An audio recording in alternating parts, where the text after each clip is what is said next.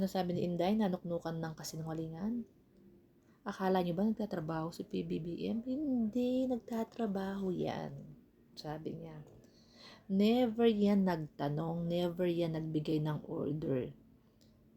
Siya daw lahat ang nag-isip, yung ginawa niya sa DepEd. Inamin niya pa. Kaya pala nagkapalpak-palpak po ang DepEd. Nilinis ni Angara. Pati yung 64 million ba? 65 million na ghost student scholar. Pinagmalaki niya pa. Tanyo kasi nungalingan. Ayan, ebidensya.